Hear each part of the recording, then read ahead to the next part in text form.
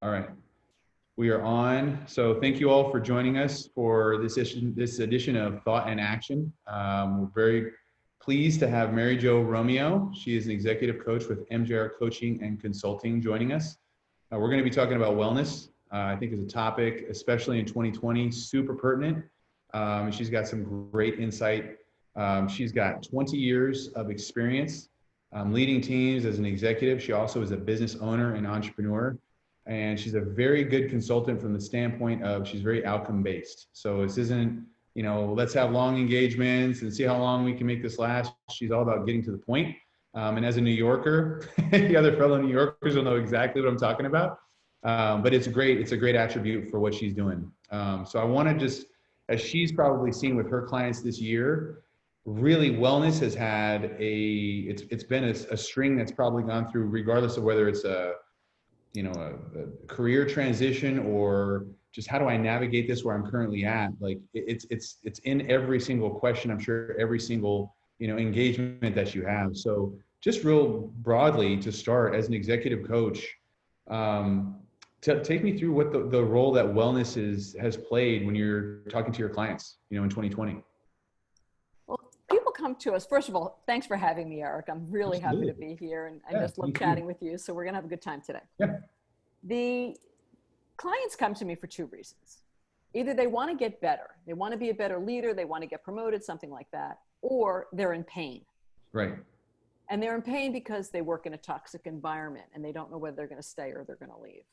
They're in between jobs and they don't know what direction to take.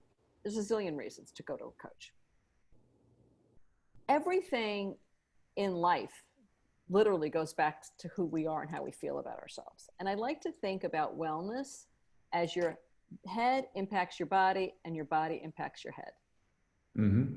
So how you think about the situation that you're in, let's say you're in a toxic environment, how you think about it is really important because that's impacting your head, the story you're telling yourself in your head. Right?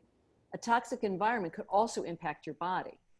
How many times, I hope this has never happened to you in your life, but for many of my clients, they're physically feeling sick before going to work. So wellness is tied really into everything that we do. Right. And as you said, with COVID, it's really hard because everything's been upended. Right. It's such a hot topic that it was even, it's written about constantly in the press right now, wellness. Right. The Wall Street Journal had a really good article in today's edition called "The One Thing You Can Control Right Now Is Yourself."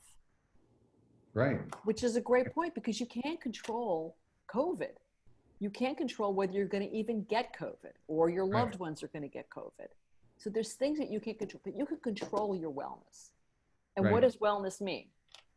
How you eat, what you're putting into your body, whether you're moving, whether you're sleeping well. So all those things you can control, you should be controlling. Right. And then in terms of your head, how many articles have I read that says, watch what news you're taking in? Mm-hmm. Mm-hmm. So many of my clients that said to me, Mary Jo, I made a shift. I'm healthier today. Why? Because I stopped watching the news. Right. Which is a terribly sad thing to say, but you have to, all that toxicity is going into your system. Right. It's going to impact you. So wellness, when I think about wellness, I always think about airlines and that famous line, put the mask on yourself before you put it on your child. Right. So you have to take care of yourself before you can take care of your employees, before you can take care of your team, before you can take care of your family. Right. Wellness is everything. Right. It really is your own health. And I also like to challenge clients, what are you doing differently during COVID from a wellness perspective? Such a good point. Because do you have any, just on that topic of wellness and news, do you have any kind of hard and fast rules? Because it just kind of feels like, it's like, take care of yourself. And I'm even thinking about, yesterday, Paul George, basketball player, he was in a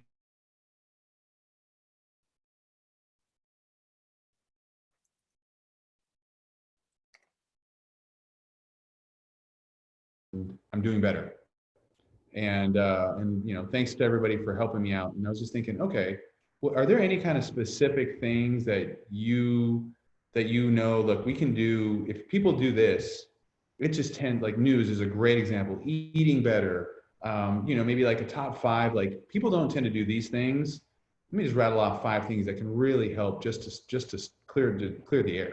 Well, I could probably give you 10, but Just do 10. I'll go and I'll just lay them out. Go for it. One really important thing that is proven is meditation. Okay. Mindfulness. Meditation is hugely important. It's going through this amazing, spike right now in terms of growth, and it's so easy to access. Is there an app for that? Of course, there's a zillion apps for it. I use Insight Timer. I meditate every morning for at least 10 minutes. Okay. Calm is another app, CALM, and then the other one is, oh my God, I'm reading his book right now. It's Mindspace, Headspace. He's got a book. He's great. Andy, British guy. But mindfulness, meditation, hugely important. Mindfulness and meditation are not the same thing. Meditation gives you mindfulness. Mindfulness is the sense of being present in the moment. Okay. You meditate, you will become more mindful. Okay, so number one, mindfulness. Number two is, and this has also been documented, write a gratitude journal. It doesn't have to be War and Peace. A sentence a day. Oprah, many years ago, this is a famous story. She had a gratitude journal, and she kept it for years, and she stopped doing it for whatever reason. Fast forward 2-3 years, she's got more money, she's got more fame, she's got more of everything, and she's miserable. And she realized she had stopped really thinking about what she was grateful for. So a gratitude journal is really useful. Faith is really useful. If that's, your thing, it's my thing. But my faith is critically important to keeping me grounded and knowing that there's something greater than myself. Right. Another thing, obviously, is exercise. Yes. Every day, going to sleep. I have a bi-weekly newsletter, and last week it was on sleep. Go to bed the same time every night. Try to wake up the same time every morning. Sleep is huge. Consistency with all these things, creating tiny habits. Right. There's a lot that's being written right now about the importance of habits, and that it just gets you that consistency. Exercise is great, but if you only do it once a week, it's not so good. Right. So would you think that, like, in this COVID world, the shift of, being in an office to being remote, something, that shift that kind of breaks up, to your point, the consistency, is that the biggest kind of hit on wellness, or where do you see COVID really impacting wellness the most right now? It's so different for different people. So if you're dealing with a person who used to go to the office and is social and likes to get out there, not having that connection with human people from a professional standpoint is brutally hard. And Zoom, like we're doing now, although it's an amazing technology, it's not the same. Yes. It is just not the same. There's nuances that are missed. The human touch, not being able to shake hands, not being able to hug, people that you care about, I think is a big lack. So those are the professional things. But then you get into all of the mountains of problems with personal things. For example, maybe you have a senior living in a nursing home. I mean, what's happening there is just brutal. Or you have your child who's 7 years old and going to school, being homeschooled right now. Not homeschooled, but living off of a video camera. Right. It's really, videos teaching. That's very hard. And explaining to your kiddo, you can't go see your grandmother because da-da-da-da. So I think the constrictions on humanity are really, really hard right now. But then on the other side, from when you talk about COVID and business, is what about all those people that lost their jobs? Right. Or that can't work, or that have less work, or who are furloughed. That's a whole nother thing. And so I'm grateful, that I have my coaching practice, because I'm able to partner with clients around the country using Zoom. I've always used Zoom technology, so this is nothing new for me, because I've always had clients all over the place. Right. But I'm grateful to have that, because so many people are really suffering right now. So to maintain kind of wellness, let's just take those people that, say the ones, because I think the harder kind of nut to crack are those ones that are out of a job. Controlling what you can control, things that are, say free or simple to do, sleeping, meditating, things like that. Or what what other kind of tactics do you think for people that are really kind of like trying to find hope, you know, and find a wellness, like what kind of strategies can they employ to kind of, you know, maybe job or not, just Sure. have a better go on a day-to-day basis? Well, one of the other things, you know, we've talked about this in the past, is being a lifelong learner, Right. being in a growth mindset versus a fixed mindset. There's so much information out there. Take a class. If you're not feeling good, Coursera, I'm sure you know Coursera. Mhm. Coursera has a great course on happiness. Just take the class. It's free. You do it on video, you know, do it at your own time. Use this time to improve your own self and Mhm. improve the lives of others. You know, Right. if you are unemployed right now, learn, see what you can do for yourself, but how can you make a difference in your community? What are some things that you can do? Right. That kind of stuff is huge, because that's automatically going to release that feeling of, you know, giving back satisfaction. It's a bit like the gratitude journal. It's the same Right. reaction inside your body, Right. because we're living in fear. So wellness is, how do I get out of fear? Mhm. And we get out of fear by getting out of the story in our head. I'm a loser. I don't have a job.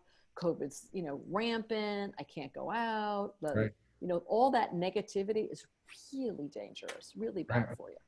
So interesting. I was listening to a podcast 3 months ago, and it was on Stratfor, and they were talking about how this is the time. If there's ever a time to just try something new, like people will forgive you in the midst of all this going on if it doesn't work out. If you try something totally off the wall, because it's this time of transition, this is the time to do it. I Mm-hmm. mean, have you seen people kind of, you know, maybe out of a job or in a transition say, I'm going to try something just totally out of left field because I can. You have any stories like that? I've had clients where their companies have pivoted, which Okay. I think is very cool, very exciting. And in terms of clients that have pivoted, I have clients that have pivoted, but not during COVID. Okay. My clients right now are all really focused on just getting better at whatever. You know, I have a lot of senior leaders who just want to be better leaders and want to figure out how to navigate their teams. Okay. So it's a lot around messaging and things like that. And are they trying like new things in this I, world? I mean, obviously, like, so give me an example of that. Someone who's like, hey, look, this is an unprecedented situation. I'm used to, you know, I'm always the hard-nosed boss, or I'm the nice guy, or whatever. Give me a story of someone who's kind of pivoted with regards to COVID and turned it into a real positive, you know, so doing something they may not have been comfortable with. it's just in terms, it's simple. It's as simple as communication, Okay. because they're being forced outside of their comfort zone in the first place because they're on Zoom. Mm-hmm. So what can we do that's fun? So one of my clients had people bring their dogs on Zoom, so we could all like share each other. I mean, and very, you know, kind of straight down the middle boss that would never do that. Mm-hmm. But it pushed him to say, let's have some fun here. Right. You know, every meeting now they have an element of humor. Humor's great. It relaxes you. It lets down your filters. It opens up your mind to learning. So Mm-hmm. just by doing silly things like that was really, I loved that. I love that. And the other thing, you know, we haven't talked about it specifically. We've kind of talked around it, but being flexible. Okay. That concept of not being so hard and fast. Maybe I don't know. And you just sort of said it when you said being people changing careers or coming up doing something completely different. Right. Flexibility in this environment, being adaptable, being a little resilient is Mm-hmm. really, really important, Right. because it pulls you out of yourself. So that's a good point because I'm hearing the flexibility, work environment, things like that. But I mean, if let's just say you're working in in an environment that just is not healthy. It's very toxic. You know, the stress is there, revenues are down. Um, you're worried you're on the chopping block, and every day you go in those situations. Like, what can someone do? I have a couple of clients in that space right now. One client is in a really, really toxic situation. Her boss is just, you know, you should whatever. I can't. I couldn't even explain how bad. I can He could start use to your think coaching about it, service. and He I'm could use getting your like help right this. now. It's just, but she doesn't want to leave Right. because she's making good money. And then we came up with tactics for her to get her power back. Okay. What do you mean by power? What does that mean, that phrase? She was allowing him, because we all make choices. Right. She was allowing him to make her miserable. She was allowing him to get her physically sick. She was allowing him to make her feel bad about herself. So once we decided, or she decided, that she wanted to stay, the tactics were very specific. It says, as you mentioned earlier, I'm a New Yorker at heart, and I'm very direct. Right. And the tactics were specific. They were outcome based. Well, one thing was she put a big dollar, so she put how much money she made on a sticky note right next to her computer. Okay. So she knew, like, I got to live for that because that's what I need to do for my family right now. Right. She came up with some pet phrases that every time he would call, she would use them so she could just like la, la, la, la, la, not even listen to him. She just came up with very specific tactics. Mm-hmm. Okay. She stayed. And in terms of getting her power back, she realized, I have the power here. I'm staying by choice. Nobody's making me stay here. Mm-hmm. Well, she started to figure out how to navigate him, work on her business, keep her head down. And she will leave. She has an action plan to leave, but she's doing it on her terms. Got it. I have another client in New York who had a target on her back. And anybody who's ever had a target on their back, it's a miserable, miserable feeling. It's really hard to function. You took a target, like in terms of like what's creating it? Is it people that want her out, COVID just driving things down, management being cut? Like how did that? Yes.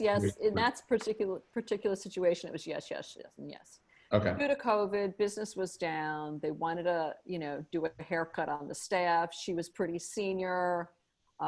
She wasn't their kind of person. A lot of times it's you're going to go or I'm going to go. Okay. She was that level. And when through coaching, she realized she had options. Again, control, power, choice. And she ended up having a conversation with HR and said, what happens if we part friends? And she ended up getting 6 months. Okay. Which, having been at the company for 2.5 years, is not a bad gig. No. She got 6 months. She has interviews with other companies already lined up, or she might decide to pivot and do something with her family business. Choices. Right. Choices. So yes, whenever you're in a toxic situation, and COVID is bringing out, I think, the worst in some managers. I think it's bringing out the best in some people as well, but I also think it's bringing out the worst in some managers. And whenever that happens, just think, you have a choice. Right. You can make some changes in yourself, or you can make some changes in your situation. Right. So I'm thinking when I'm hearing you talk a lot, it's so much of it sounds like mindset, like that mindfulness. And I heard you tell the story about Oprah and these list of items that we can do. It's very simple. It's very straightforward, but I feel like a lot of people, like we can get into the habit of it and then almost fall out of that habit. Like it's something you really have to stay kind of plugged into. Like do you see a lot of people that come into coaching with you doing these tactics, or do you see this something that's like, hey, we can all do this. We all should do this. Like this is kind of our baseline. This is just start here to work up from this level. Two things. I do it every day. Okay.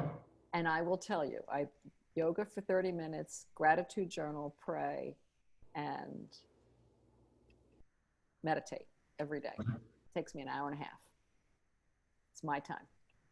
It is to the point where if I don't do it, which I've not missed a day since COVID started, since March 19th, not missed a day. But if I don't, I can feel myself during the day like I need that time. How long does it take to build that habit? Because I hear a lot of people say that. It's like, if I don't work out, because I know, look, I'm at that point now too, but there is definitely a point before I started exercising where I would be the opposite. I'd be like, I do not want to exercise. For people that don't necessarily have these habits in place and it feels like more of a chore doing it, they don't, you feel the lift when you're done, but I want to get to the point where it pulls me in. Like, how long does that shift take? I don't know. I really don't know. I think of it as a gift I give myself. Right. And I would guess just practically, I mean, you probably have an opinion about this if you work out every day or, you know, a certain amount of times every week. Right. It's probably like 2 or 3 weeks. You think so? Like, yeah. Yeah, you know, I people, again, we all make choices. These are habits. This is, you know, you get up and you decide, okay, I'm going to keep a gratitude journal. I'm going to force myself to do it every day for 2 weeks Right. and see if it sticks. But you can see the difference. I was talking to a coach colleague and I said, I love your energy. You're Mm-hmm. such a good listener and you're so open. And she said, that's because I meditate. So there's definitely a correlation. Mm-hmm. But to your point, none of these are brain surgery. This is written about all over the place. People are going to choose to do it or they're not. I have many clients who choose not to. And I have many clients, again, how much do you want to get better? How Right. much do you want to be that lifelong learner? How open are you? Right. How open are you to change? How flexible are you?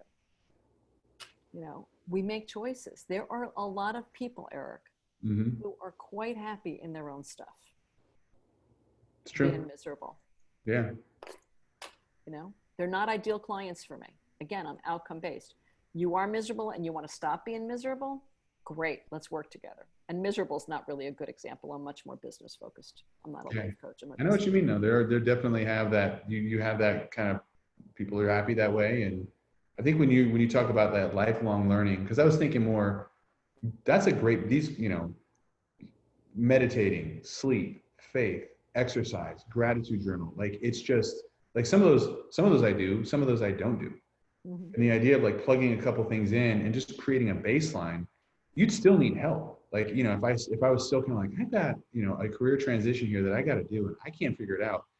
The ability to have those things in place to say like, okay, that's my self-care and I'm taking care of myself, but I need kind of that extra push. That's where then I could engage you or someone to help me kind of give me some tactics, give me some strategies. But starting with that baseline in place in COVID, I think it's really valuable, regardless of where you at. Job, no job. Mm-hmm. Transition, no transition. Holding on for dear life, thriving. Doing those things can only help. Right. It's just Yeah. practice. It's just Right. like anything. And you Right. get better and better at it over time.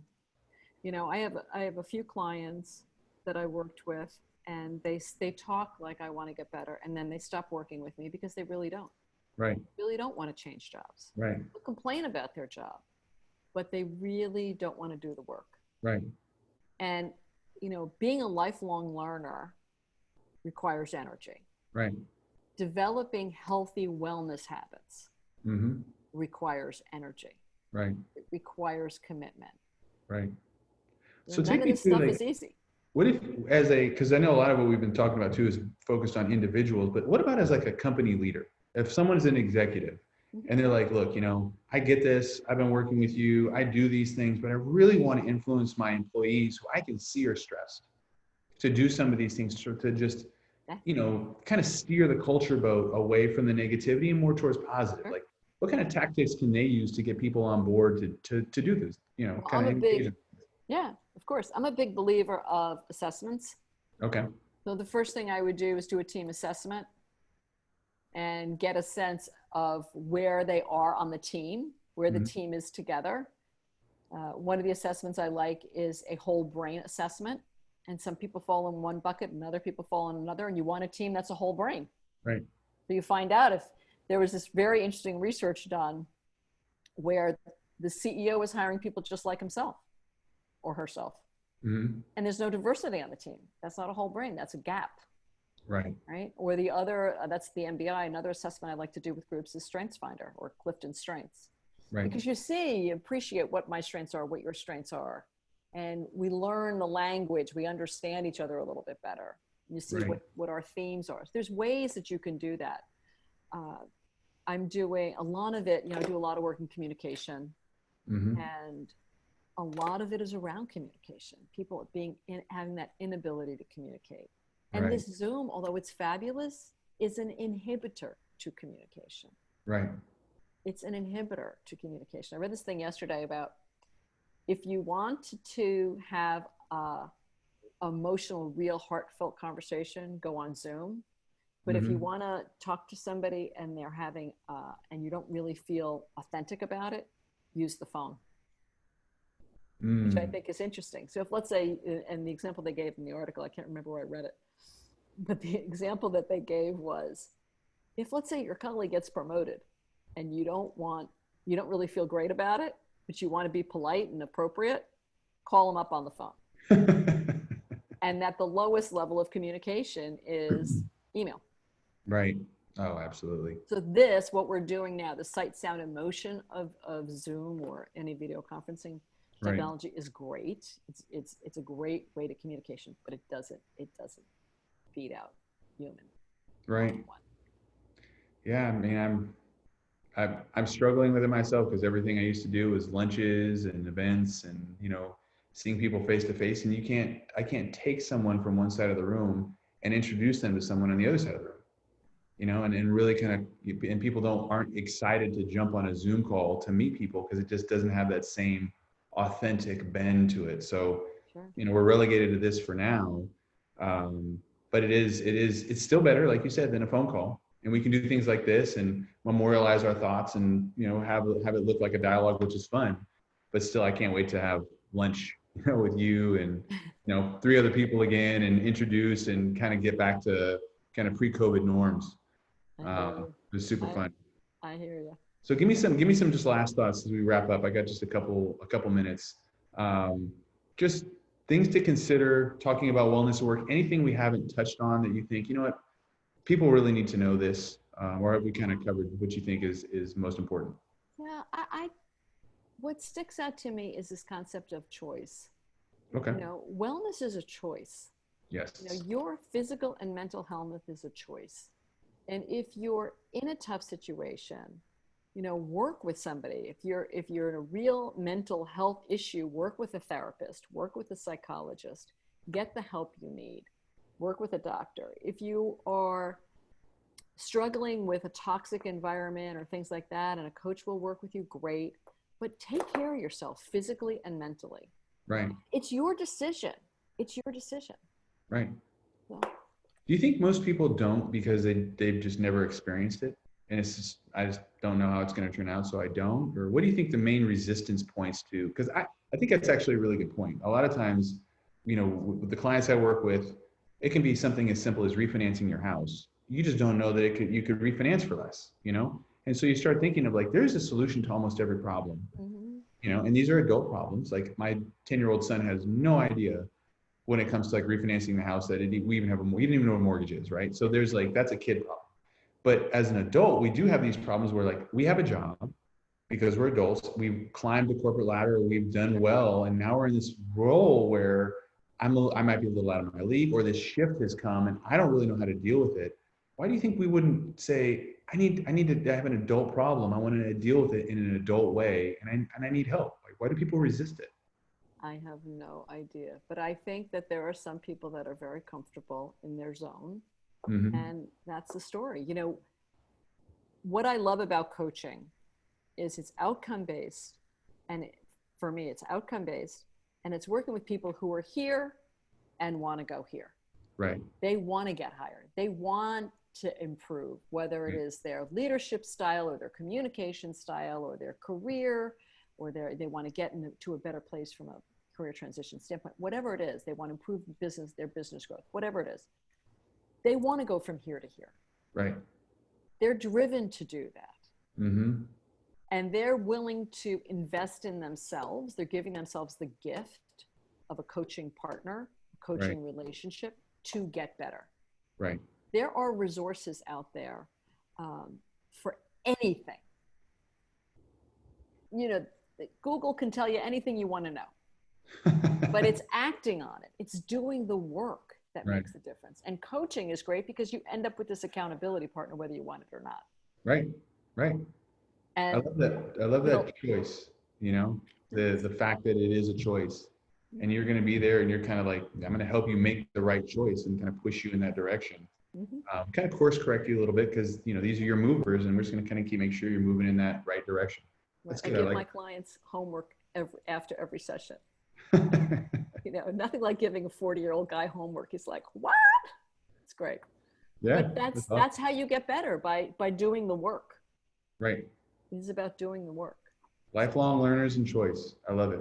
Well, we're up on time, but I do very much appreciate your time. It was, I mean, I wrote down a bunch of notes and um, just a good, just like, I love that list. I love lists in general. Anytime I'm a sucker for like top 10, top 3, top 5. So I love this list. But I thank you for that. I thank you for your time. This is awesome. And I love that. I'm leave it with that, you know, lifelong learning and that choice, you know, because it is a choice. So Great. thank you very much. Thanks, Eric. I Appreciate your really time. Here you enjoyed it. go. Nice talking with you. Yeah. Talk to you See you soon. later. Bye.